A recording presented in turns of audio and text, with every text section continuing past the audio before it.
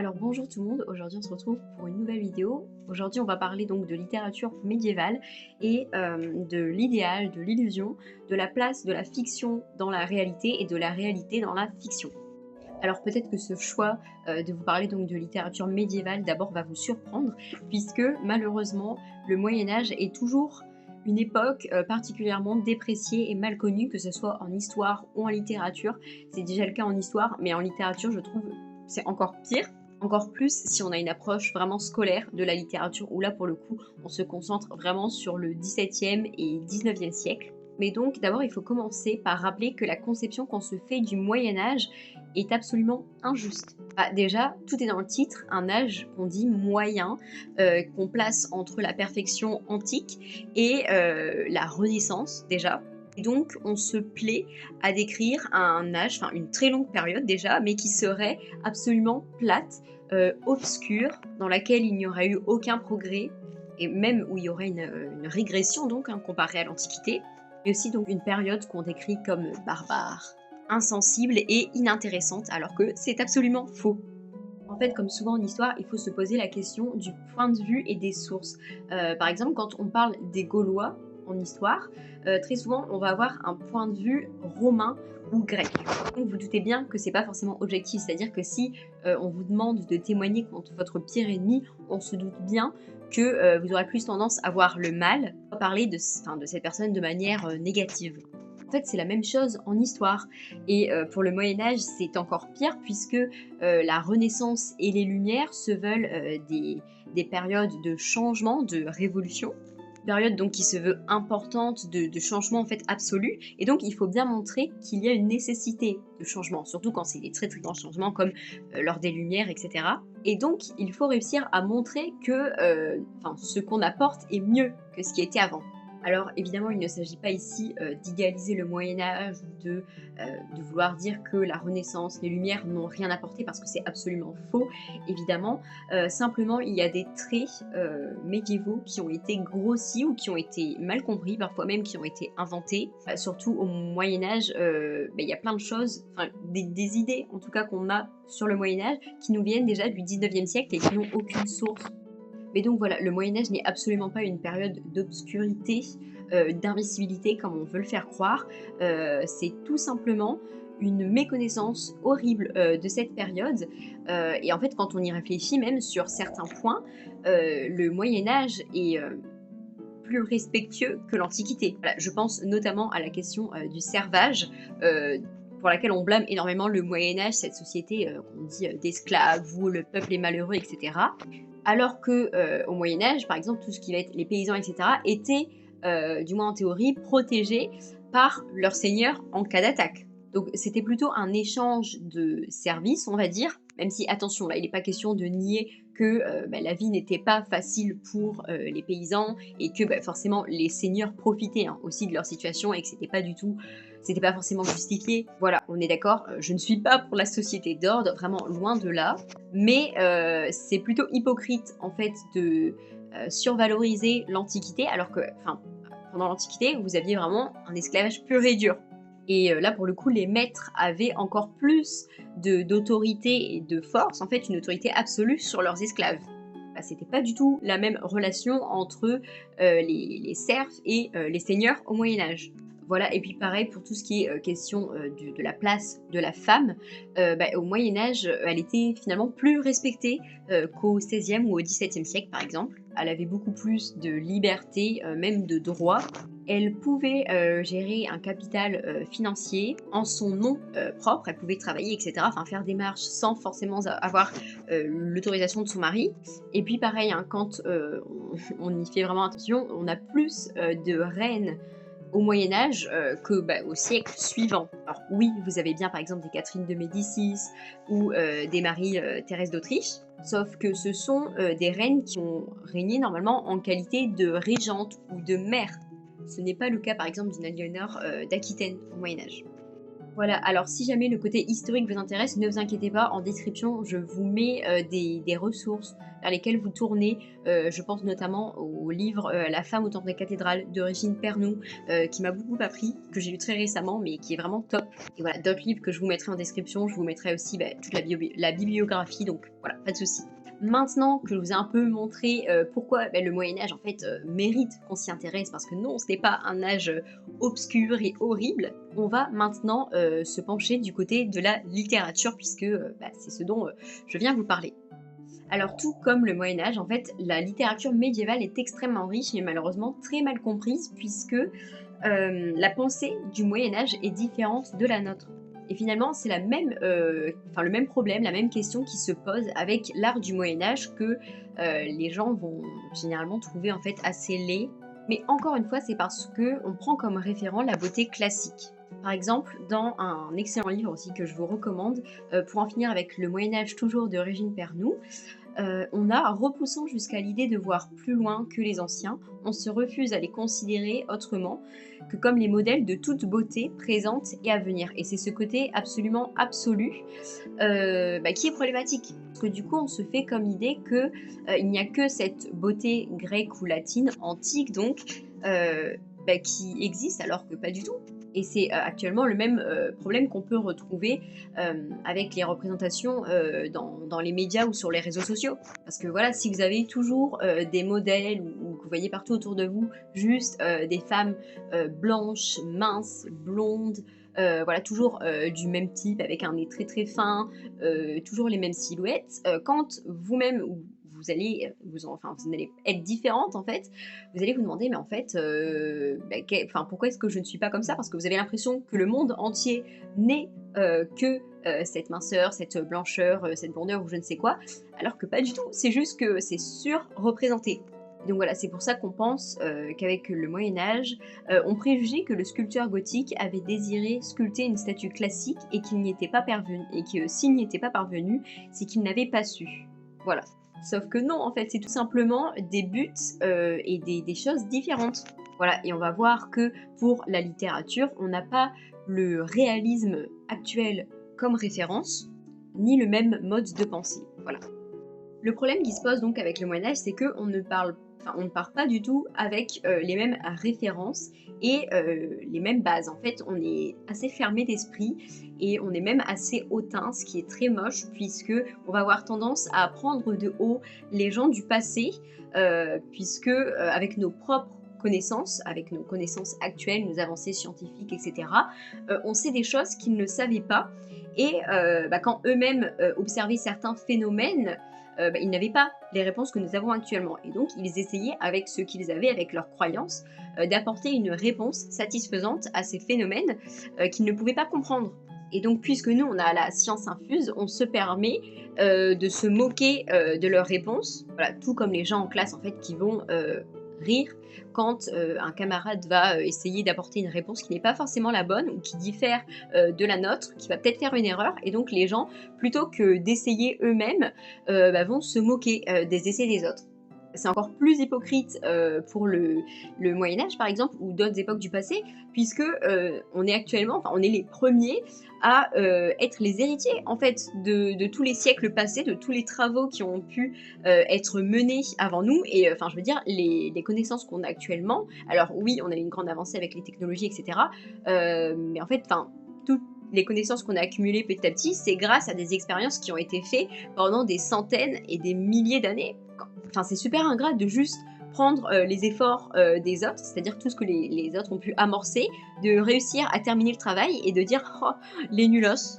Donc voilà, déjà c'est extrêmement bas comme mentalité, encore plus en littérature, puisque en littérature, ou même quand vous êtes dans les sciences humaines en général, vous êtes censé être ouvert d'esprit. Voilà, alors, comme je l'ai dit, on va d'abord un peu s'intéresser à l'imaginaire du Moyen-Âge, puisque parfois on peut lire des passages donc de littérature médiévale et se demander comment est-ce qu'ils ont pu croire ça. Le fait est que, comme je vous l'ai dit, il y a des choses que nous on peut expliquer actuellement parce qu'on a les technologies parce qu'on a réussi à apprendre des choses et les vérifier de manière scientifique, ce qui n'était pas le cas au Moyen-Âge. Sauf que l'homme a toujours été humain et donc très souvent, en fait, on va se poser des questions, on va vouloir à tout prix essayer de trouver une réponse pour se rassurer. Et donc, forcément, quand vous voyez quelque chose de nouveau ou d'inexplicable, pardon, vous allez essayer de l'expliquer, c'est-à-dire de trouver dans vos connaissances, dans votre imaginaire, ce qui pourrait s'apparenter à ce que vous voyez ou ce que vous ne connaissez pas. Pour être plus clair, vous avez par exemple la figure de la licorne qui apparaît très souvent dans la littérature, enfin très souvent, qui apparaît régulièrement dans la littérature du Moyen-Âge. Et parfois vous avez même des textes qui se disent assez sérieux, qui se disent scientifiques, etc., qui évoquent les licornes. Je vais vous expliquer, enfin vous mettre en situation. Imaginez vous êtes au Moyen-Âge, vous arrivez comme ça devant un animal que vous ne connaissez pas, qui a 4 pattes et qui a une corne sur le front. Vous ne connaissez pas cet animal, et vous essayez de réfléchir ce que vous avez entendu, ce que vous avez potentiellement lu. Quel animal a 4 pattes, qui peut être gris, ou voilà, et qui a une corne sur le front? Une licorne. Donc vous allez écrire, bon bah voilà, j'ai vu une licorne. Parce que d'un côté vous avez quelque chose que vous ne connaissez pas, et d'un côté vous avez des critères qui sont appliqués, à la licorne. Donc vous allez voir ces critères, ce que vous pensez être ces critères illustrés dans ce que vous voyez. Vous allez dire, bon voilà, j'ai vu une licorne. Voilà, actuellement, si on revivait la même scène avec nos connaissances, on se dirait, voilà, c'est un rhinocéros. Sauf qu'à l'époque, les gens ne connaissaient pas les rhinocéros, ils ne l'avaient pas encore appris. Voilà, ils n'avaient peut-être pas classifié, ou du moins peut-être que certains peuples le connaissaient, mais pas forcément les Européens. Et donc, quand ils allaient voir un animal qui est en fait le rhinocéros, pour eux, puisqu'ils ne connaissaient pas le concept de rhinocéros, vous allez penser que c'est une licorne. Ça, c'est un exemple qui m'a marqué, c'était notre prof de littérature médiévale qui nous l'avait expliqué, et je vous l'explique à vous aussi, puisque en fait je trouve qu'il est très parlant. Mais voilà, on retrouve aussi la même chose avec l'imaginaire religieux.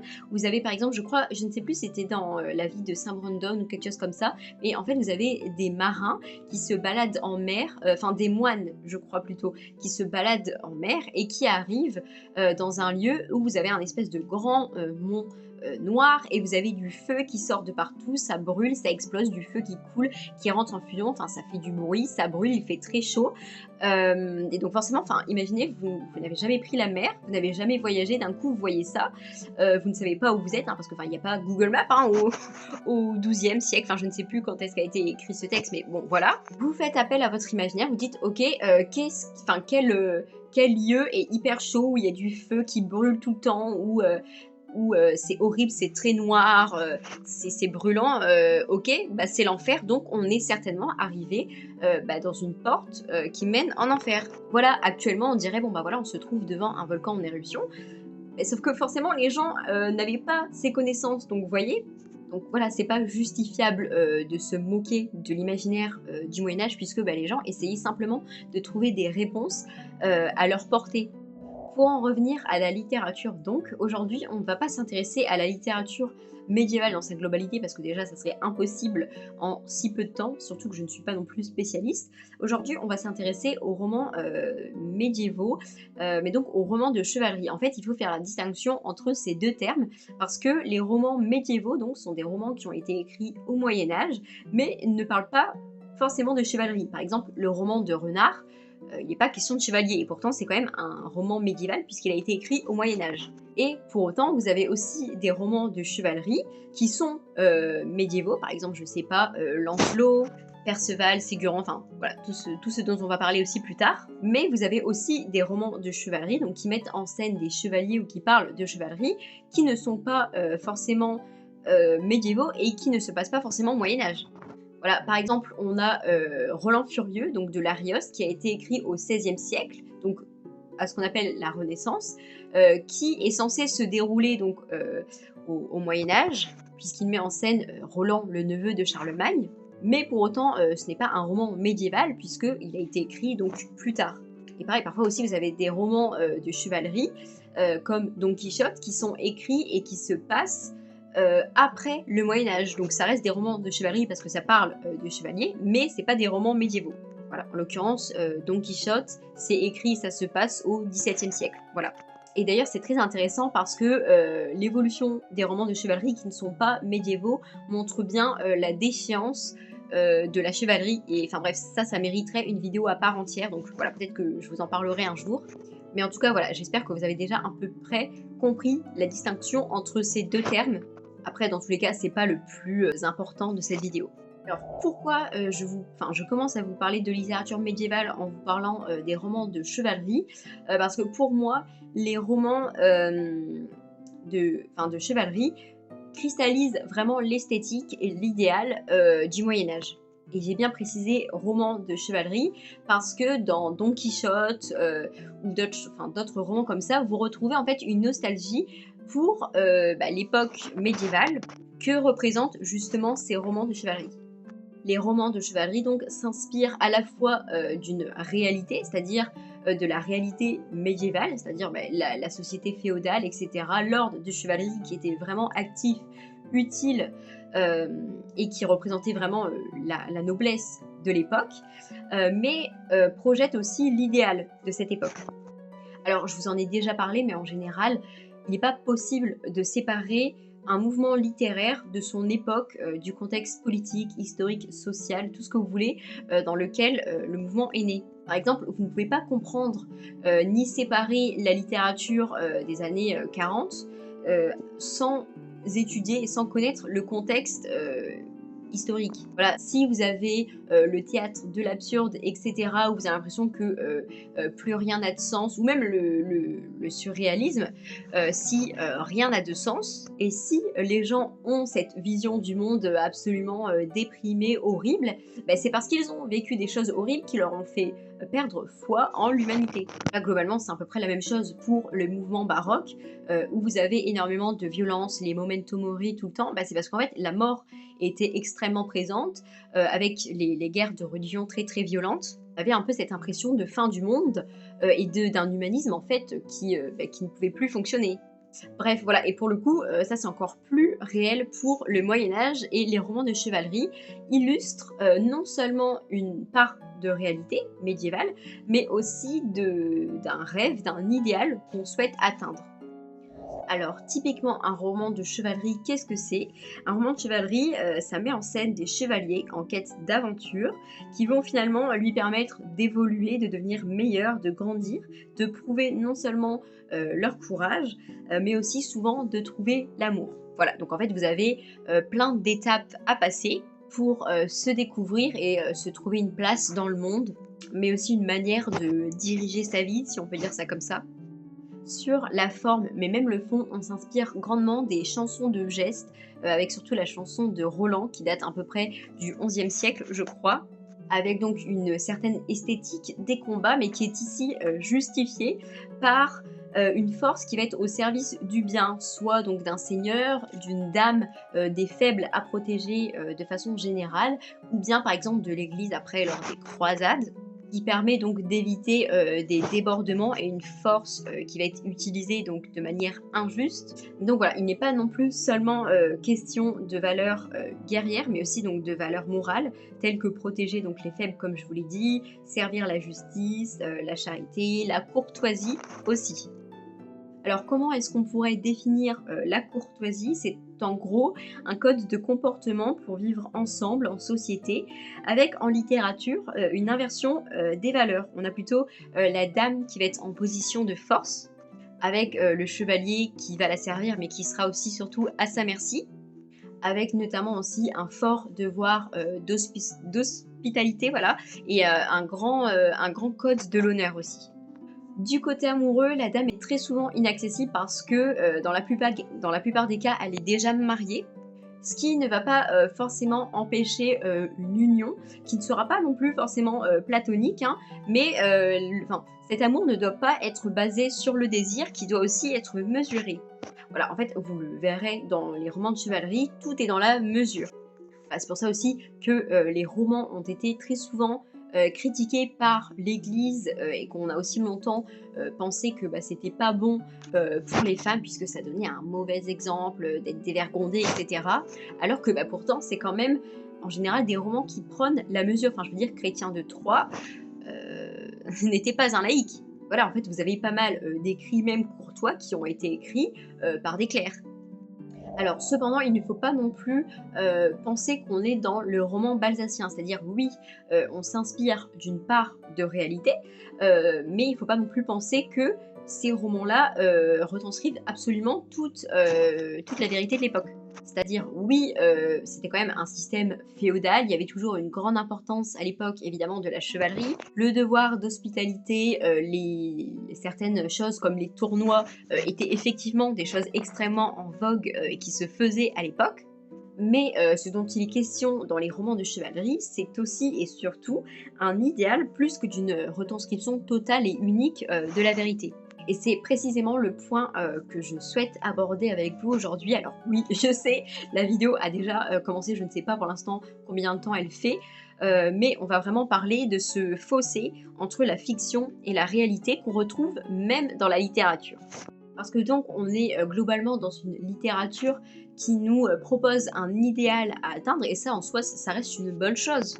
Enfin, je veux dire, si on ne parle pas d'idéal, de rêve, de bonheur rêvé dans la littérature, où est-ce qu'on va le faire finalement? Mais voilà, ce que je trouve aussi intéressant, c'est que dans la littérature, on reconnaît cette part de flottement entre la fiction et la réalité, et même parfois l'influence que peut avoir la littérature sur la réalité, qui peut être un peu décevante, puisque un peu comme on aura plus tard avec Madame Bovary, parfois on peut se faire une image du monde à travers la littérature, mais du coup forcément qui sera une image fausse, ou du moins partiellement fausse, et qui amènera à des déceptions. D'abord, je vous propose de vous lire un extrait de Ionek, qui fait partie donc des Laits de Marie de France, à la page 287 donc, de cette édition présente. Mon destin est bien triste. Je suis prisonnière dans ce donjon et n'en sortirai que morte. Mais que craint donc ce vieillard jaloux pour m'emprisonner si cruellement? Quelle folie, quelle sottise d'avoir toujours peur d'être trahi. Je ne peux pas aller à l'église pour y écouter l'office divin. Si seulement je pouvais rencontrer des gens, sortir me distraire avec lui, je lui ferais meilleur visage en me forçant un peu. Maudits soient mes parents et tous ceux qui m'ont donné en mariage à ce jaloux. Elle est solide la corde sur laquelle je tire. Il ne mourra donc jamais. On a dû le plonger dans le fleuve de l'enfer. Au moment de son baptême, ses nerfs sont solides comme ses veines toutes pleines de sang vigoureux. J'ai souvent entendu conter que jadis dans ce pays, des aventures merveilleuses rendaient la joie aux malheureux. Les chevaliers trouvaient les femmes de leurs rêves, nobles et belles, et les dames trouvaient des amants, beaux et courtois, preux et vaillants, sans encourir le moindre blâme, car elles étaient les seules à les voir. S'il est possible et si quelqu'un a déjà connu pareille aventure, Dieu Tout-Puissant exauce mon désir. Alors, je précise qu'encore une fois, cette réflexion n'est pas sortie de ma tête, ça a été vraiment éclairé par notre prof de littérature médiévale, avec ce passage précisément. Alors, on n'a pas pu aborder la question aussi ou autant en détail, mais voilà, ce n'est pas moi qui invente tout. Donc, pour résumer, dans Ionek, voilà, je ne vous ai pas lu tout le lait, évidemment, mais il y a une jeune femme qui a été mariée à un vieillard qui la tient prisonnière dans une tour parce qu'il a peur qu'elle le trompe. Et donc, évidemment, elle est très malheureuse puisque finalement, elle passe sa vie enfermée déjà avec un homme qu'elle n'aime pas. Mais ce qui la déçoit encore plus, c'est qu'elle ne s'attendait pas à tout ça puisque elle s'est fait une image différente de l'amour, du mariage, de la vie, un peu comme Madame Bovary plus tard. Mais ce qui est donc intéressant, c'est qu'elle parle de ce pays, que jadis dans ce pays, des aventures merveilleuses rendaient la joie aux malheureux. C'est assez intéressant de se demander de quel pays elle parle. Voilà, et c'est la même chose en ancien français, hein, c'est pas là une question de traduction, puisqu'en ancien français on a Multide Sovent Kunter, Colem Souleit Jadis Trover, Aventure en Cest Pays, qui rouet les pensis. No comment sur mon accent ancien français. Mais bon, tout ça pour dire qu'on parle d'un endroit particulier, d'un monde particulier. D'abord, on pourrait penser qu'il s'agit de la Bretagne, puisque les laits de Marie de France sont aussi appelés les laits de Bretagne. Elle le dit aussi, je crois, dans sa préface, qu'elle va nous partager des contes de Bretagne, donc qui étaient très certainement de tradition orale qu'elle a mise en vers. Et la Bretagne, si vous connaissez un petit peu la littérature médiévale, vous savez que la Bretagne est associée à la légende arthurienne et que c'est donc une terre de merveilles, de merveilleux, notamment avec la forêt de Brocéliande. Voilà, il faut savoir qu'en fait, en littérature médiévale, vous avez plusieurs matières. La matière de France, donc autour du personnage et du cycle de Charlemagne, avec la chanson de Roland dont je vous ai parlé un peu plus tôt. Mais vous avez aussi le cycle arthurien autour du roi Arthur. Alors, le roi Arthur, c'est un peu différent de Charlemagne, puisque il y a un certain personnage qui s'apparenterait au roi Arthur qui a existé, mais c'était un guerrier, je sais plus, c'était du 9e siècle ou je ne sais pas, mais en gros, un guerrier qui date encore, d'un temps encore plus ancien, mais qui était en gros un guerrier qui a gagné beaucoup d'importance et qui était en gros le chef des guerriers, voilà. Mais en tant que personnage historique, en tant qu'un Arthur comme roi, on n'a pas tellement de traces, donc voilà. Mais donc le cycle du roi Arthur tourne autour donc, du roi, mais aussi donc, des chevaliers de la table ronde que vous connaissez très certainement. Et ce qu'il y a de différent avec d'autres chevaliers ou d'autres guerriers donc littéraires, c'est qu'il est dans ces textes question d'un merveilleux païen. Mais ce qui est intéressant pour nous, c'est que avec Chrétien de Troyes, donc au XIIIe siècle, on va avoir un apport et un mélange entre le merveilleux païen et le merveilleux chrétien. C'est-à-dire que donc vous avez quand même des mondes et des valeurs chrétiennes, mais pour autant vous avez quand même des choses magiques ou des créatures un peu merveilleuses. Voilà, par exemple dans Le Chevalier au Lion, vous avez aussi les anneaux magiques. Vous avez des pratiques païennes, par exemple les onguents des fées, qui là, on est d'accord, ne sont pas typiquement chrétiens. Mais bon, tout ça pour dire que la matière de Bretagne est arrivée aussi en France et qu'il y a eu des mélanges. Seulement, la Bretagne, c'est-à-dire notre Bretagne à nous et pas que la Grande-Bretagne, est vraiment associée à cette matière arthurienne, à ce merveilleux donc païen. Et donc on pourrait se dire que d'abord Marie de France fait allusion à ce monde un peu arthurien que peut représenter la Bretagne. Mais évidemment, vous doutez bien qu'en littérature, on ne se contente pas de matérialisme, sachant que dans tous les cas, là, on est au XIIe siècle avec Marie de France. Et donc, pour moi, il n'est pas ici tellement question d'une terre qui serait plus propre au merveilleux qu'une autre, mais plutôt question du monde littéraire, du monde fictif, puisqu'en fait on semble avoir plutôt la description d'un idéal, et ce qui est intéressant c'est qu'elle nous parle pas forcément juste d'hommes en général, mais de chevaliers précisément. C'est pour ça que je vous dis qu'on allait se concentrer sur les romans de chevalerie aujourd'hui, et encore une fois, j'ai l'impression qu'on est beaucoup plus tourné vers cet idéal littéraire, puisqu'on dit bien les chevaliers trouvaient les femmes de leurs rêves. Voilà, c'est pas n'importe lequel, c'est vraiment les femmes de leurs rêves. C'est pas hyper commun de trouver la personne dont vous rêviez. Parce que typiquement, normalement, quand on dit la personne de mes rêves, la vie de mes rêves, la maison de mes rêves, c'est une maison idéalisée. Pareil, du côté des femmes, elle explique que les dames trouvaient des amants beaux et courtois, preux et vaillants. Donc là, encore une fois, on retrouve les caractéristiques qui sont valorisées dans les romans de chevalerie, avec une certaine perfection à atteindre, un modèle qui semble trouver donc dans ce pays merveilleux. Mais c'est aussi très intéressant parce qu'elle dit sans encourir le moindre blâme. Donc là aussi c'est encore un peu particulier parce que, je veux dire, ok, le Moyen-Âge n'était pas une période aussi horrible que les gens le pensent, mais c'était pas non plus une période où l'adultère était hyper vanté, où tout le monde était polyamoureux, c'était pas non plus une période de libertinage ou quoi que ce soit, non. Et pareil, la dernière phrase, car elles étaient les seules à les voir, c'est quand même un peu particulier. Donc finalement, on peut se demander, mais en fait, est-ce que ce pays-là, est-ce que ce qu'elle raconte, c'est réel ou non? Je vous le dis, je vous le demande, est-ce que vous connaissez un pays où tout le monde trouve la femme ou l'homme de ses rêves, où vous n'avez jamais aucun problème, et où vous êtes les seuls à voir la personne que vous aimez? En plus, si vous êtes un petit peu familier à d'autres laits de Marie de France ou d'autres contes où vous avez des histoires d'amour entre, par exemple, une fée et un humain, ça vous rappelle peut-être très fortement les pactes, entre guillemets, qui sont passés entre les deux personnes du couple, où la fée va vous dire, bon ok, je vais assouvir tous tes désirs, je vais t'apporter richesse, descendance, amour, mais tu dois garder le secret, ou bien tu ne dois pas faire ci, tu ne dois pas parler de moi, Et à partir du moment où ils vont briser cette interdiction, la fée va partir, c'est-à-dire que la fée doit rester un secret.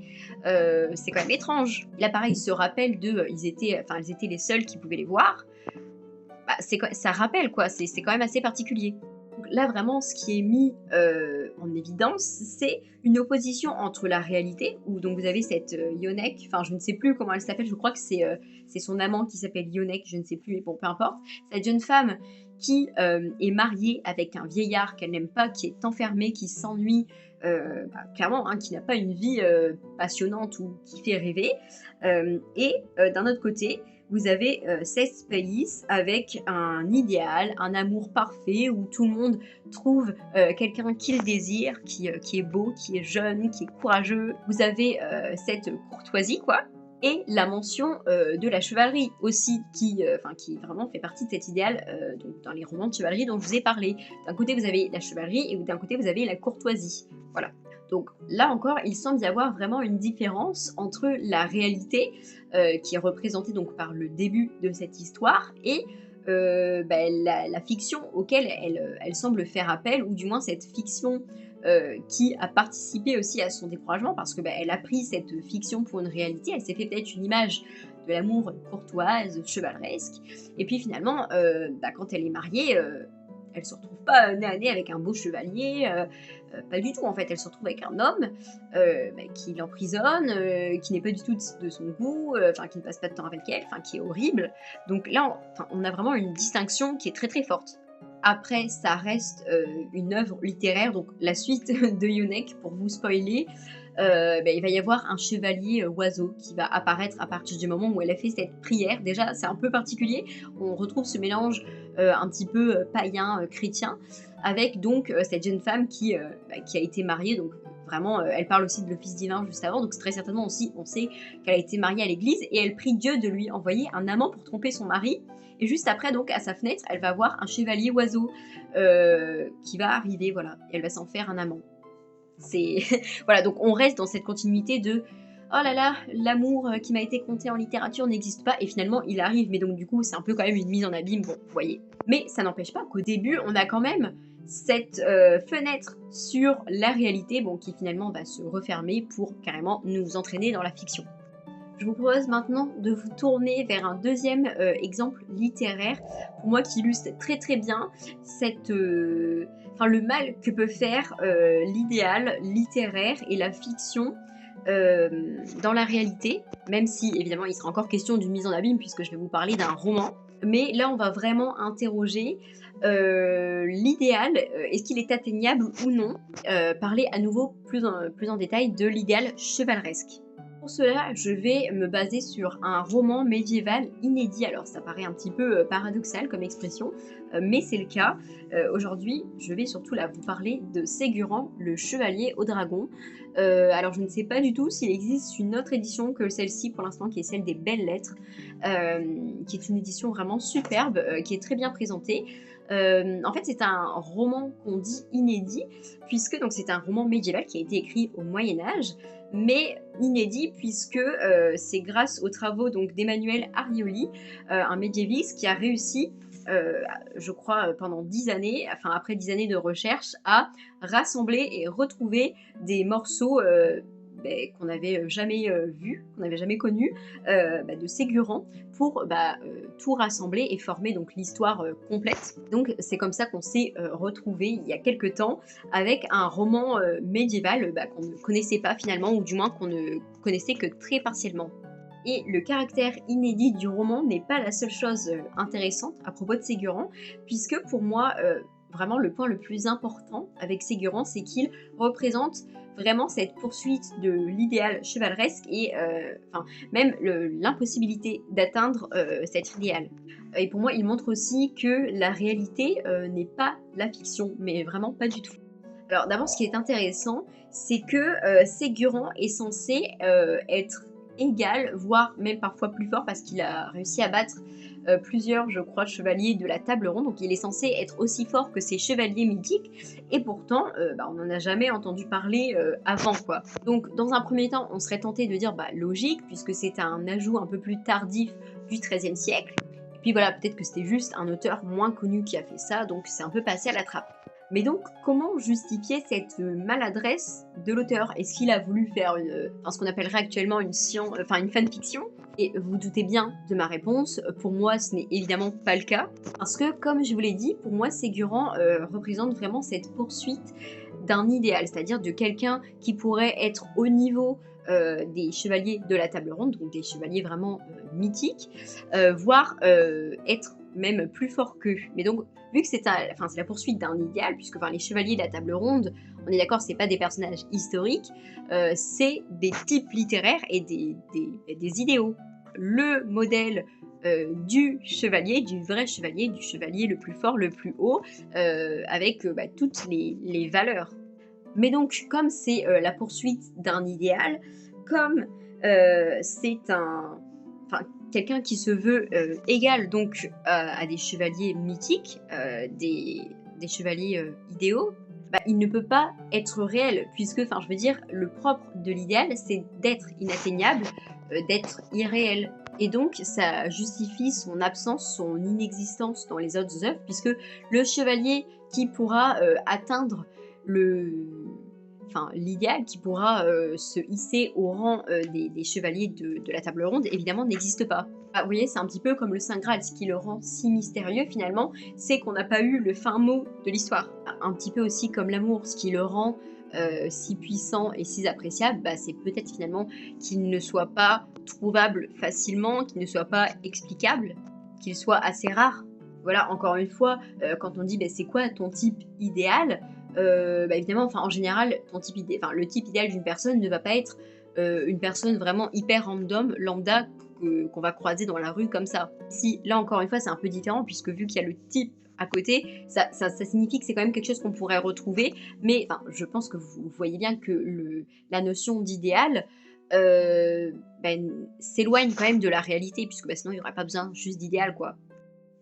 Ce qu'on remarque avec Ségurant, c'est qu'ils ne se sont jamais légitimes. Ils cherchent toujours à se rapprocher de l'idéal des romans, du coup, parce qu'il connaît les romans de chevalerie, du moins les personnages des romans de chevalerie, en se surpassant tout le temps. Il trouve toujours qu'il ne mérite pas la reconnaissance qu'il a et qu'il devrait faire plus. Il cherche toujours à avoir des quêtes plus compliquées pour prouver une valeur qu'il veut mythique, puisque du coup il veut être au niveau de ces chevaliers incroyables. Voilà, en fait il veut tout simplement trouver des épreuves qui lui montrent, qui pourront lui montrer, mais aussi montrer aux autres qu'il est à la valeur de ces chevaliers mythiques. Mais donc vous vous doutez bien que pour trouver dans la réalité des choses qui vont vous permettre de montrer une valeur surhumaine, c'est assez compliqué, quoi. Pour ça, voilà, il s'est battu contre je ne sais combien de lions.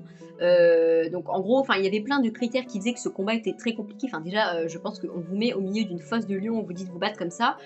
Si vous en sortez indemne, c'est quand même déjà incroyable. Mais pour lui, non, c'est basique, quoi. Je fais ça facilement, mais voilà, quoi. Donc finalement, l'occasion lui sera quand même donnée de pouvoir prouver cette valeur. Il aura l'occasion d'accomplir un exploit incroyable et exceptionnel. En fait, lors d'un tournoi, il va y avoir l'apparition d'un dragon qui a été créé par la fée Morgane. Et donc, il sème un petit peu la terreur, il commence à cracher du feu, bref, en gros, il y a du feu, il y a un dragon. Donc d'abord, d'autres chevaliers et Ségurant vont tenter un petit peu de le faire déguerpir, comme on dirait.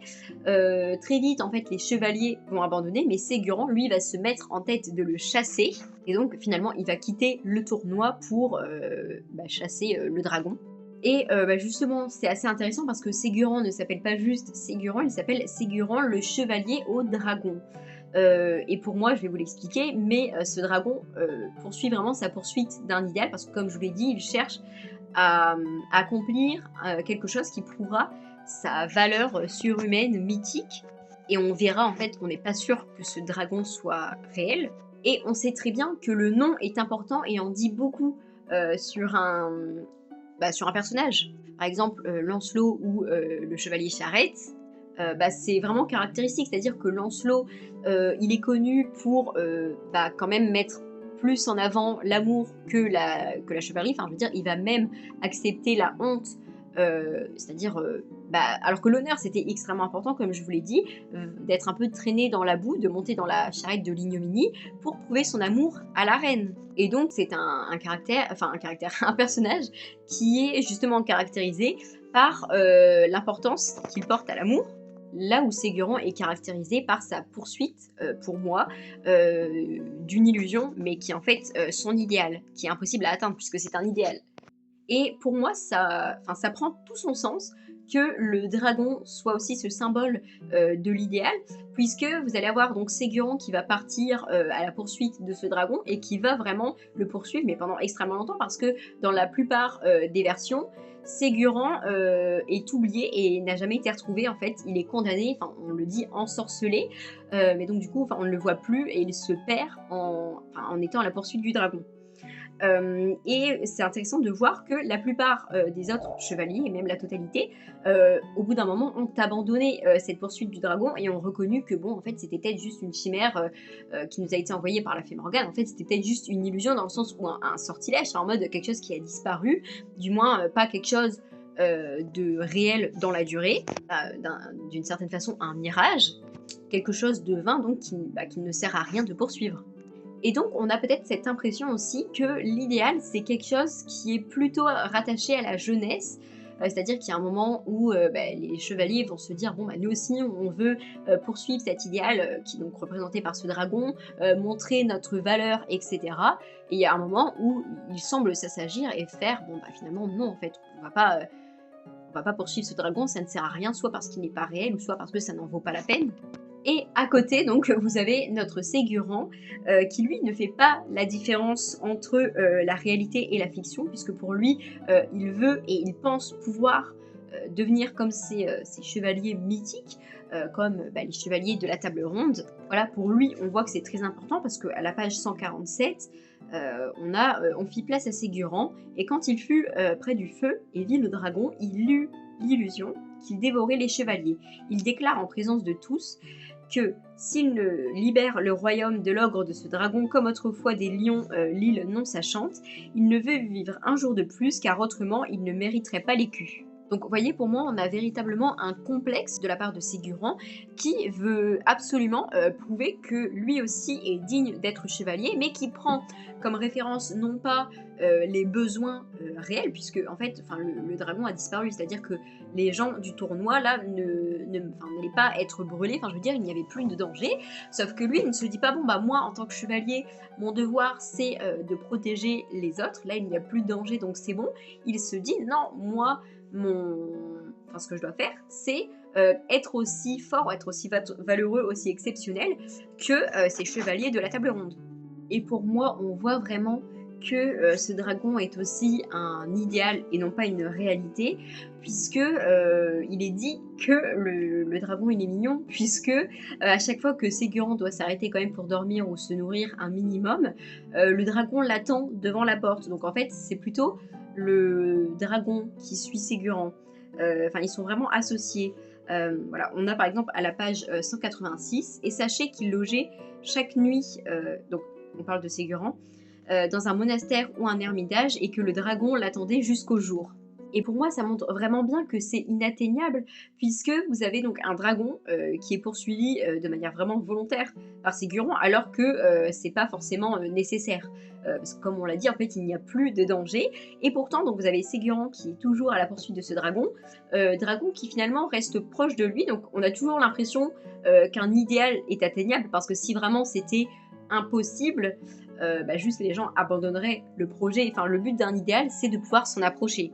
Donc Ségurant peut s'en approcher, puisque le dragon l'attend devant la porte, mais pour autant, il ne peut pas l'atteindre. Et encore une fois, c'est un peu le même principe que les chimères, que ou je ne sais plus comment on dit, mais vous savez que par exemple, quand vous êtes dans un désert ou un lieu où il fait très chaud et qu'on dit que les gens aperçoivent des points d'eau comme ça, et en fait, à partir du moment où vous les approchez, ils disparaissent. Voilà, pour moi, c'est un petit peu la même chose. Voilà, et encore une fois, on voit un peu que on voit même que c'est inatteignable, puisque vous avez quelqu'un qui est envoyé au roi Arthur, puisque du coup, le roi Arthur et le reste des chevaliers en fait qui étaient présents au tournoi, donc qui a été perturbé par l'arrivée du dragon. Donc cet homme arrive et lui dit: «Il faut que vous sachiez que c'est une folie de l'attendre, car si le dragon avait eu le pouvoir de dévorer les autres, il n'aurait pas fui devant celui-là seul. Et d'autre part, il faut que vous sachiez que si le blanc chevalier venu au tournoi n'avait pas su que c'était un sortilège, jamais il n'en serait parti. Mais il se serait battu contre ce chevalier jusqu'à ce que le meilleur gagne. Vous attendez ici ce que vous ne verrez jamais.» Et toujours à la page 168, pardon, on a ceux-ci restèrent là jusqu'au retour de Ségurant, qui n'eut pas lieu à cette époque, mais à l'époque de la quête du Saint Graal, car c'est grâce à la vertu de ce Saint Calice qu'il fut désensorcelé, comme nous vous le raconterons ensuite. Et là, encore une fois, ça nous éclaire absolument, puisque en général, pareil, le Saint Graal, c'est finalement quelque chose qui est inatteignable, puisque à chaque fois, il y a des occasions de savoir ce qu'est le Saint Graal, mais qui sont loupées, ou bien des chevaliers, même les plus forts, donc de la table ronde, qui vont partir à la recherche de ce Saint Graal, mais qui ne vont jamais le trouver. Donc quand on dit, là, on peut avoir, en lisant le passage comme ça, on peut avoir l'impression que bon, bah, dans un temps un peu lointain, bon, bah, voilà, il sera guéri en touchant le calice et tout. Mais en fait, peut-être qu'on peut se dire, bah, non, en fait, le Saint Graal n'a jamais été retrouvé, donc finalement, il ne sera jamais guéri, puisque bah, en fait, une illusion ne finit jamais, enfin, parce qu'elle ne peut jamais être atteinte. Un idéal ne peut jamais être atteint, et donc, bah, il ne sera jamais guéri. Alors pour continuer un peu dans le pathos, parce que là c'est vrai qu'on a un peu appuyé sur Ségurant, en fait c'est assez triste parce qu'on peut aussi avoir cette image de l'idéal qui est finalement le seul but que Ségurant peut avoir dans sa vie, avec à la page 230 donc, Messire Ségurant le Brun éprouve une grande douleur dans son cœur en voyant qu'il ne peut atteindre le dragon et que la nuit le plonge dans les ténèbres, si bien qu'il ne sait pas où il va. Évidemment, on peut toujours faire une lecture au sens propre, mais très souvent, en fait, en littérature médiévale, vous avez plusieurs niveaux de lecture et très souvent, le sens se trouve plus bas. Et là, on a plutôt l'impression d'un Ségurant qu'il se rend compte, déjà, oui, qu'il ne peut pas atteindre ce dragon, mais donc, du coup, si on va vers le bout de l'idée selon laquelle ce dragon et cette poursuite du dragon, c'est la poursuite de son idéal, il se rend compte qu'il ne pourra jamais devenir aussi bien que ces chevaliers mythiques qu'il aimerait atteindre, ou du moins qu'il aimerait égaler. Et c'est quand même triste comme vision, parce qu'on dit vraiment qu'il a mal au cœur, parce que vous vous rendez compte quand même qu'il poursuit, malgré tout ce que tout le monde dit, etc., qu'il est vraiment tout seul pendant hyper longtemps, il est là à poursuivre ce dragon et se rendre compte que finalement il n'y arrivera pas. C'est quand même extrêmement triste. Ça pousse un peu à s'interroger de quel sens donner à sa vie si on n'a pas d'idéal. Et ça, c'est une question qui est aussi posée dans Le Chevalier Inexistant de Calvino, donc là c'est au XXe siècle, que je vous conseille absolument. C'est un conte philosophique, qui est inspiré des contes philosophiques, mais qui est extrêmement intéressant. Ça parle justement des questions, des façons de se réaliser en tant qu'être, de quel sens donner à sa vie, comment se positionner et comment exister dans un groupe, mais aussi en tant qu'individu, face aux autres, parmi les autres. Et vous en doutez, avec le titre Le Chevalier Inexistant, il est aussi question d'idéal. Et pareil, il y a une scène où un jeune homme voulait rencontrer son père, qui était soi-disant un chevalier du Saint Graal. Et donc finalement, il arrive à... Parce que oui, en fait, toute cette histoire se déroule au temps de Charlemagne, une guerre sous Charlemagne. Et donc ce jeune homme arrive à l'endroit où il y a les chevaliers de la table ronde, etc., avec le Saint Graal. Et en fait, il est face à face avec des hommes totalement végétatifs, qui ne collent pas du tout en fait à l'attente qu'il s'est fait. Il est totalement dépité, et cette confrontation à un idéal qui n'est pas ce qu'il est, c'est aussi extrêmement intéressant, et je pense que ça peut faire écho à certains moments de Ségurant, donc voilà, je vous conseille aussi cette lecture. Un peu plus tôt, on nous donne aussi l'impression que pour les humains, il est impossible de se défaire d'un idéal ou d'un espoir, puisque l'espoir fait vivre, et vivre sans espoir, c'est très compliqué. Donc être humain sans espoir, ça reste compliqué, que ça soit... en plus, on peut le voir, par exemple, atteindre le nirvana, par exemple, pour les bouddhistes, ou bien enfin vraiment le stoïcisme, vraiment atteindre l'état stoïcien, je ne sais pas comment on dit, mais bref, vraiment cette froideur, cette égalité d'âme, je ne sais pas comment appeler ça, bah, c'est très compliqué, tout comme atteindre le taux de nihilisme extrême, c'est-à-dire vraiment n'avoir plus aucune attente, plus aucun espoir, bah, ça reste très compliqué, malgré toute la volonté qu'on peut avoir. Et ça aussi, on en parle. À la page 207, on a de l'aide, répond la dame du lac, vous ne pouvez pas en avoir, car la déloyale Morgane s'est appliquée avec tant d'ingéniosité que le péril serait grand, et qu'on n'y peut rien avant que la quête du Saint Graal ne soit commencée. Mais je peux bien vous dire que vous trouverez un navire au rivage de la mer. Entrez-y le plus vite que vous pourrez, c'est là que vous trouverez de l'aide à votre infortune. On pourrait se dire que c'est une remarque absolument anodine, bon voilà. Sauf que dans la littérature médiévale, en général, quand il est question d'une traversée en mer, ou voilà, quand il est question de l'eau, très souvent, c'est aussi, alors soit ça parle d'un voyage dans un autre monde, un monde merveilleux, ou bien l'autre monde, c'est-à-dire la mort. Donc voilà, on peut avoir l'impression qu'en fait le seul moment où Ségurant sera délivré, enfin du coup soit ça n'arrivera jamais parce que c'est avec le Saint Graal, comme on a parlé un peu plus tôt, ou bien c'est juste la mort qui le délivrera de son espoir et de son illusion de pouvoir atteindre cet idéal. Comme si, comme je vous l'ai dit, l'idéal et l'espoir étant humain, il est impossible de s'en défaire.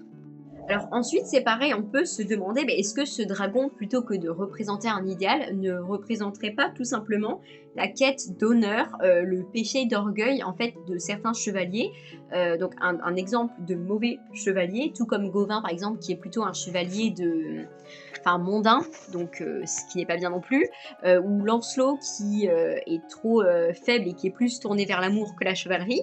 Yvain qui est trop tourné vers les armes, et finalement Ségurant qui serait plus attiré par l'honneur, par l'orgueil. À plusieurs reprises, il est question d'un dragon venu d'ailleurs qui dévorait les chevaliers. Ce terme de dévorer est pris à plusieurs reprises. Voilà, vous avez même aussi à la page 179 la fée Morgane, je crois, qui lui dit « Va-t'en rapidement à l'entrée de cette forêt et dis à celui qui sonne du corps que, s'ils sont en quête de prouesse, ils n'ont qu'à te suivre et amène-les ici. » Et un peu plus tard, mais toujours à la même page, on a « Ainsi les 50 chevaliers furent-ils ensorcelés et mis dans un tel état qu'ils n'osaient même pas regarder d'où venaient les voix qui les appelaient, comme je vous l'ai dit. » Donc encore une fois, on voit bien que c'est assez commun finalement aux chevaliers que d'être poussés par le désir de reconnaissance, le péché peut-être d'orgueil, le désir d'être honoré. Mais déjà, comme on l'a dit, la plupart de ces chevaliers finalement se détournent de ce dragon une fois que le danger est passé.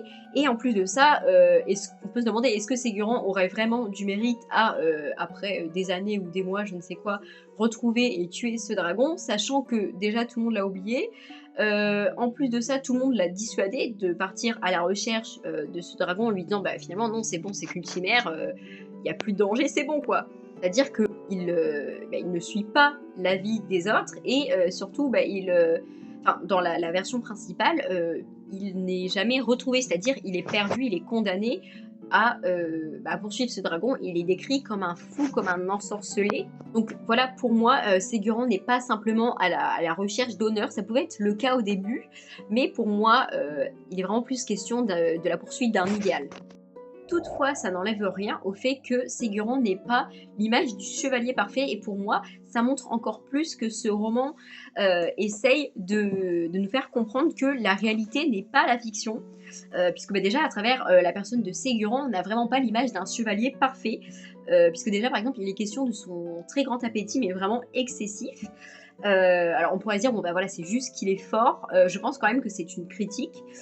Ensuite, il n'a pas de dame à protéger, et ça c'est encore pire, puisque les chevaliers en général servent déjà une cause, ils servent un seigneur, mais surtout ils servent leur dame qu'ils protègent, et ils sont à la merci de cette dame, et en fait c'est ces valeurs courtoises, etc., qui déjà lui permettent de vivre en société, mais qui aussi mettent leur force au service du bien.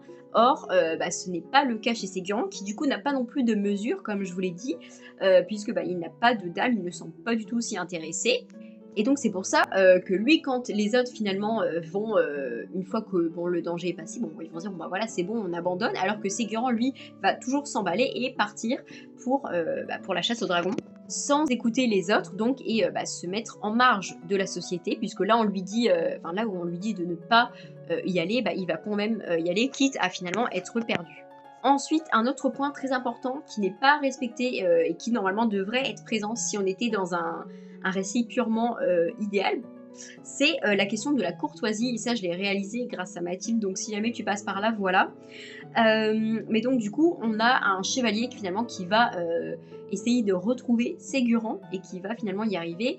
Mais bref, et donc du coup, vous avez à un moment Ségurant qui trouve un chevalier apparemment qui a été battu par des paysans, et en lui demandant la raison, on apprend que ce chevalier a en fait agressé et même violé une jeune femme, et vous aviez tout le monde qui avait entendu la jeune femme crier, il y avait du sang, etc. Enfin vraiment, c'est horrible, ça n'allait pas du tout. Et ça montre bien que même si donc c'est un chevalier, finalement il n'est pas le chevalier littéraire idéal par excellence, puisque après Ségurant lui fait la réflexion, même si finalement il va quand même le prendre dans son équipe, il va lui dire mais je veux dire, les autres chevaliers n'auraient jamais fait ce que toi tu as fait. Donc, il lui montre bien que son action, enfin ses agissements ne sont pas en comment dire, en adéquation avec son statut de chevalier. Mais donc on voit bien qu'entre la fiction, l'idéal chevaleresque et la réalité, en fait, il y a des différences. C'est-à-dire que non, la dame n'est pas non plus dans la réalité, c'est pas la reine absolue, et qu'il y a quand même d'énormes violences qui sont encore commises du coup à son égard, et que voilà, tout n'est pas pure chevalerie, courtoisie, etc. Vous voyez, c'est un peu comme avec Yonec. Vous avez d'un côté l'espoir d'un mariage d'amour qui est très beau, courtois, etc. Et d'un côté, vous avez le vieux mari. Là, voilà, c'est pareil. D'un côté, vous avez la courtoisie du chevalier servant sa dame. Et là, vous avez un chevalier qui va agresser une jeune dame qui n'a rien demandé.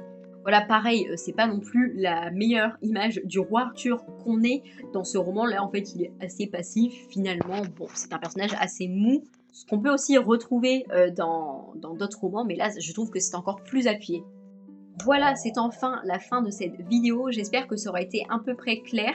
J'ai peut-être insisté sur le fait que le dragon, ça soit l'idéal, etc. Mais c'est parce que j'essaye vraiment de vous faire comprendre en quoi c'est vraiment un idéal et pourquoi, du coup, ce n'est pas atteignable. Et bref, je vais pas me répéter parce que c'est déjà ce que j'ai fait pendant trop longtemps, je pense. Je ne sais pas du tout combien de temps va durer cette vidéo, mais dans tous les cas, j'espère que ça aura pu vous intéresser et vous montrer qu'en fait, si la littérature s'inspire de la réalité pour l'illustrer, la critiquer, l'embellir, projeter les peurs ou les rêves, l'idéal d'une époque, elle peut aussi influencer donc cette réalité et non pas la réaliser, c'est-à-dire elle peut aussi avoir un impact négatif, comme on l'a vu du coup avec Yonec qui d'abord va être déçu, avec Ségurant qui ne va pas savoir faire la différence entre la fiction et la réalité, et donc du coup qui va se perdre. Voilà, plus tard, on verra bien dans un roman de chevalerie, mais pas un roman médiéval, que Don Quichotte, pareil, en fait, alors si la littérature l'a peut-être aidé à rendre son quotidien un peu plus appréciable, pour autant, ça lui fait quand même du mal, puisque la différence entre sa réalité et la fiction est quand même assez dure à supporter. Et puis, pareil, Madame Bovary, ça serait un peu un mix entre Ségurant et Yonec, où là, vous avez une jeune femme qui aura lu des romans, qui s'aura fait une idée de la vie, du mariage, de l'amour, qui va se marier et qui va être absolument déçue. Et donc, en fait, elle ne va voir la vie que sous le prisme de cette déception, avec une vision du coup dépréciative, puisque elle aura mis en fait les lunettes de la fiction pour voir la vie, et que du coup pour elle, puisque la fiction puisque la vie n'est pas la fiction, la vie ne mérite pas d'être vécue, un peu comme l'Antigone de Jean Anouilh qui dit non et qui ne veut aucun compromis. Donc voilà, si la littérature peut amener aussi énormément de positifs, on est d'accord, je veux dire, pareil, elle a aidé à peut-être adoucir les mœurs, à améliorer certaines choses, elle peut aussi parfois faire du mal en donnant une fausse idée de la réalité de la vie peut-être romancée. Encore une fois, vous pourrez retrouver en description des liens vers, des références de livres, non seulement d'histoire, mais aussi de littérature que que j'ai cité dans cette vidéo, ou que je n'ai peut-être pas forcément cité, mais bon, voilà, qui pourrait potentiellement vous intéresser. Je vous remercie d'avoir regardé cette vidéo. Si jamais vous avez des questions, eh bien, n'hésitez pas à me les poser en commentaire. Pareil, si vous voulez un éclaircissement parce que je n'ai pas été forcément claire ou apporter une rectification, n'hésitez pas encore une fois. Je vous rappelle que je ne suis pas du tout professionnelle, je suis juste en études de lettres et j'ai voulu un peu vous partager non seulement ce que j'ai pu apprendre en cours, mais aussi ma réflexion personnelle. Hein, voilà, là pour Ségurant, c'est vraiment mon propre avis. Voilà, encore une fois, il y a possibilité de débattre. Voilà, en tout cas, c'est tout pour moi. J'espère que ça vous aura plu. Si jamais c'est le cas, eh bien, n'hésitez pas à vous abonner ou à mettre un petit commentaire. Pareil, alors ça m'étonnerait, mais si jamais vous tombez sur ma chaîne YouTube, sachez que j'ai aussi un compte TikTok, Paroles sans romance, voilà, sur lesquels je parle de ce genre de sujet. Alors, évidemment, de manière moins détaillée, mais bon, voilà. Et un Instagram, enfin des Instagrams qui seront aussi en description. Voilà, en tout cas, c'est tout pour moi. Et sur ce, je vous dis à bientôt.